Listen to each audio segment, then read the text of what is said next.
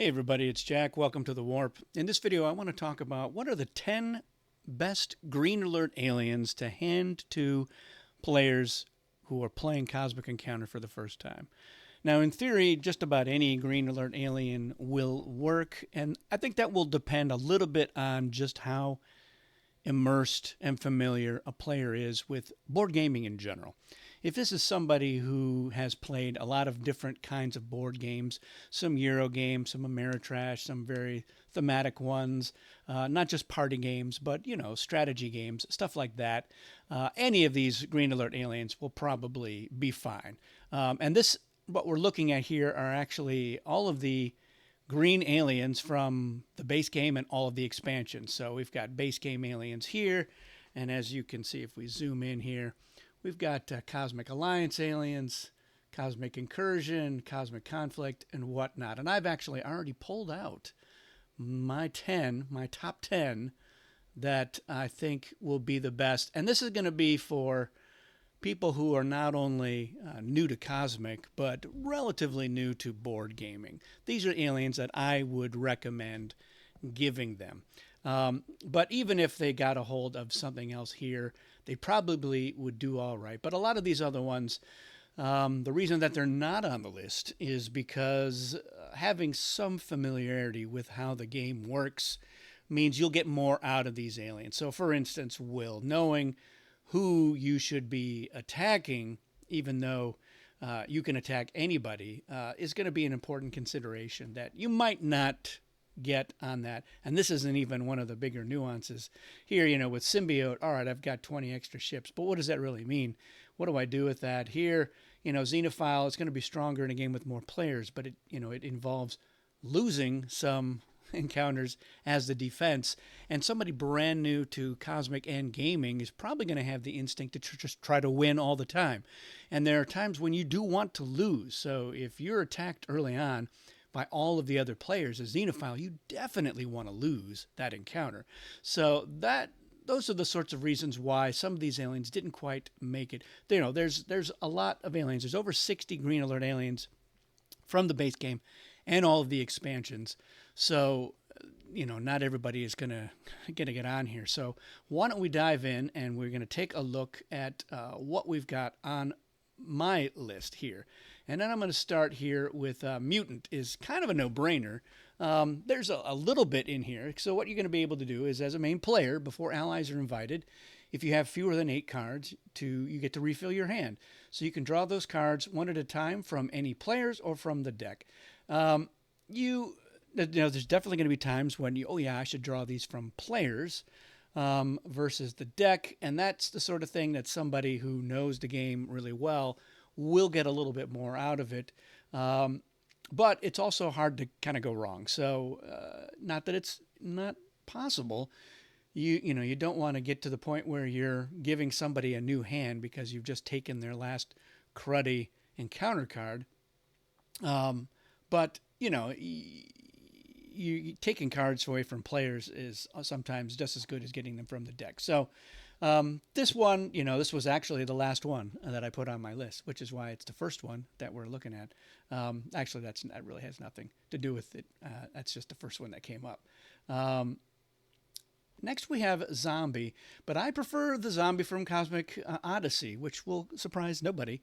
The first Zombie, I think, is fine and might have made this list anyway, but I think for variety's sake, I went with this one. This is I think, objectively a better version of Zombie. So what you're doing is each regroup phase, you use your power and you free all of your ships that are in the warp, sending them to one of your home planets, even a planet without a colony.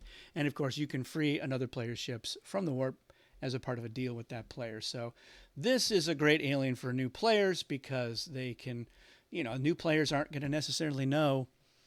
You don't always want to ally with 4 ships or send 4 ships out as the offense. But here, as the Zombie, you can just always do that. You don't even have to think about it.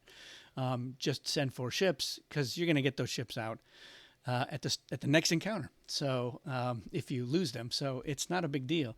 And I think it allows a player to just play the game without having to worry about ship resources at all, and they can focus on other things. So this is probably the best alien to give to a new player, because it frees them up from having to worry about anything. So zombie, number one there, even though it was the second one that we looked at. Micron. So here we have another alternate timeline alien. So this is the alternate version of Macron. And you get Micron in Cosmic Odyssey. So the original Macron, each of their ships was worth 4, but they had some restrictions, and that's why that's not a great alien, I think, for a brand new player, new to gaming as well. But here, you know, all of your ships are worth 2 for totals, for compensation, for rewards. So it's twice as strong as just about anybody else on defense, right from the get-go, and you are more powerful than everybody else. All things being equal, than all the other players. So this is another good alien, one of the best, one of the 10 best. It's one of the 3 best, I think, to have a new player, and you have less to worry about than you would with the Macron. And those things to worry about are the sorts of things that somebody brand new to Cosmic Encounter is not even aware of. They don't know about certain effects that could target a single ship on a foreign colony. And but Micron doesn't really have to worry about that so much. So this is an alien also from Cosmic Odyssey. It's a really simple, straightforward concept. So as a main player or ally, so you're getting to use this alien a lot, you use the power, you choose one revealed encounter card that has a numerical value, and then you add each of the digits of that encounter card to that side's total. So again, in the example is right here, if somebody revealed a 15, you would add, you could say, I'm going to choose that card. I'm going to add the 1 and the 5 that comprise the 15 and add that to its total. So now it's a 21. So, 99% of the time in Cosmic, you're going for the higher total. So a new player will grok that right away, and they'll see the value of Tentacle. It's not a powerhouse alien, but it's really simple. And, this is a game where the encounters are frequently won in the margins. So adding 6 to your total often is all you need in order to win. So Tentacle is a good contender. And I think Trader makes a great first-time alien for somebody. It's one of the pithiest aliens in the game. As a main player, before the encounter cards are selected, you can trade hands with your opponent.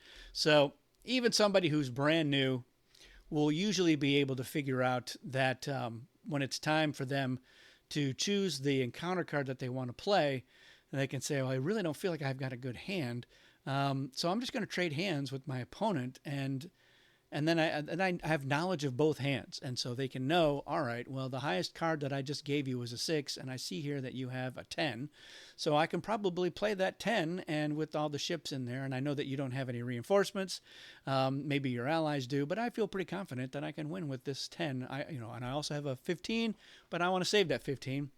So yeah, Trader is a great first-time alien. I think Reserve is in that same one. So Trader's a base game, so is Reserve.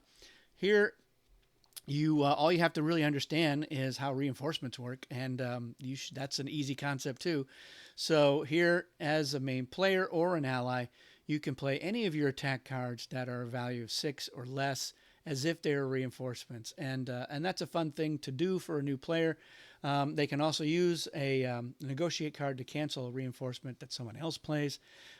So you're going to be drawing new hands, and that's a great experience. So this is not only an easy alien for somebody brand new to understand, but it's also a really fun one to play, and it exposes them to more of the deck more quickly, so they get a better sense of, ooh, look at these flares that I didn't even know were in the game, and they're like, oh, I'm getting reacquainted with all the different artifacts and the different ranges of the attack cards. So that's a good one to have in here. I think Observer is also a great alien, similar to Zombie. It's another base game alien. So here it's got 2 things. It does 2 different things depending on whether or not Observer is a main player or an ally. So if they're an ally, then whenever they would lose ships to the warp, they instead return to colonies. So it's another way for you to participate in the game with a little bit more reckless abandon and not have to worry so much about the consequences. And of course, as a main player with Observer, your allies are not at risk of going to the warp. And so this is, the trickiest part is to go, all right, you're an ally now. No, no, now you're a main player and it's your allies. But I've played Cosmic Encounter with my kids and their friends, starting when they were really young, and Observer was an alien that showed up a lot, and they all got it. So I think that this is this is not too complex, even for a young player who has not done much board gaming. But again, it's a nice, easy concept, and it lets them really just play the game. I think Glutton from Cosmic Conflict is great for new players, because it's really good alien, and you don't have to think about it at all. Whenever you would retrieve one or more ships, you're going to get two more, and whenever you would draw one or more cards from the deck or from another player's hand, you draw two more. So it's rich get richer. Even the poor get richer. It doesn't really matter. So it's a nice one where ship resources, once more, are not as dire as they would be for an average alien in the game. So if they did overcommit to an encounter and they lost all those ships, they're going to get them out a lot quicker than a regular player would.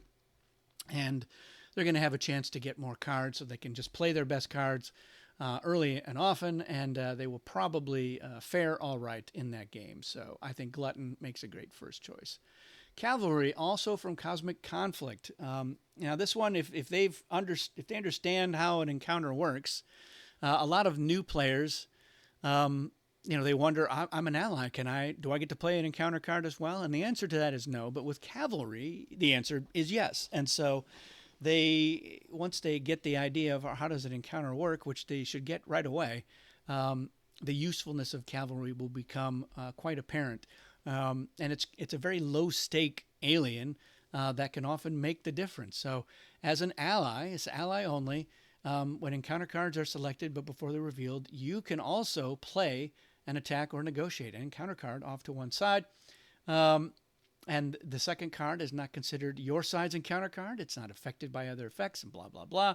You reveal it. If it's an attack, you add it to your side's total. If it's a negotiate, it doesn't really do anything unless your side also negotiated, in which case you get compensation too. So this is a great alien for anybody.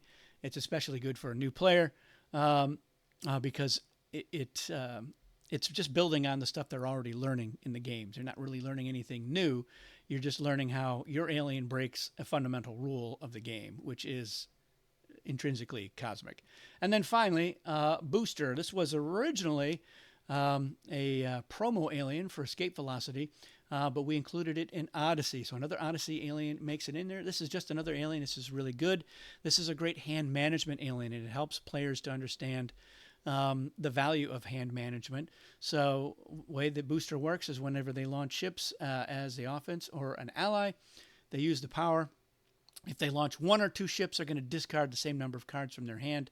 And if they launch three or more, they'll draw one card first and then discard one card.